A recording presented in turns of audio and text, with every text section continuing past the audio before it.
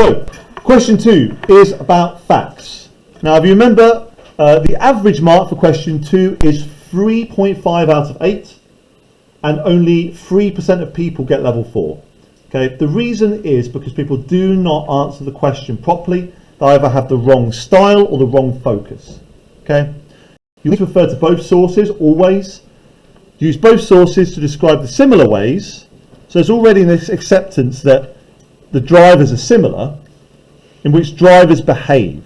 Okay, so not what the drivers are like, but what the drivers do. So the actions of the drivers. So what are the facts that we're presented with? Okay, we're not interested in opinions. There's no techniques. It is just the facts. Okay, use details from both sources to write a summary of what you understand about the similar behaviour of the drivers. Now again, we are looking for differences. So differences within the similarities. So both of these sources, the drivers are pretty bad, right? They're pretty bad. They endanger the people riding the bikes. In source A, the drivers are driving cars. In source B, they're driving horse-drawn carriages. Okay, but please remember, that's not about their behaviour, is it?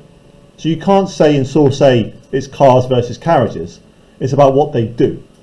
So you've got to think really carefully, what is the difference in their bad behaviour? The difference in their bad behaviour. Okay? And then we're going to write a summary.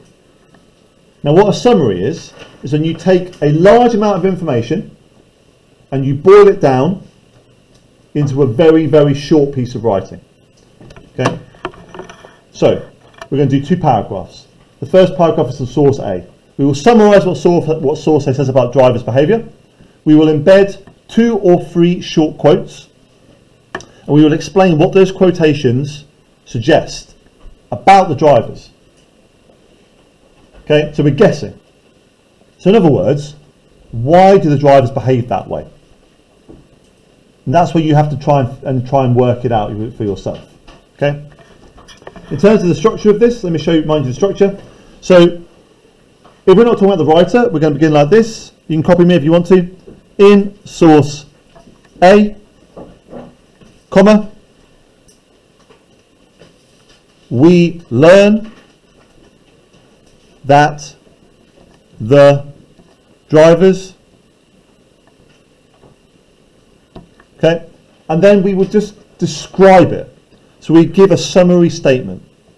So what is the driver's behaviour like? And you just summarise it. Okay, you try and encapsulate the whole idea of what the article is saying.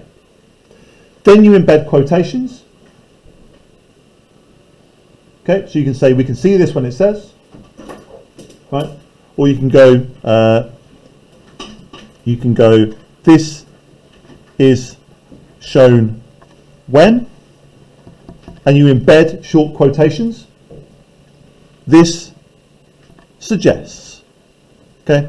Now there's a few ways of doing this. What you can do is you can do each quotation one at a time. You can do this quotation suggests this, this suggests this, or you can do it as big blocks.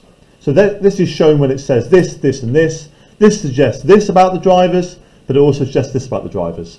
Okay. Remember, there are no techniques in this. There is no writer.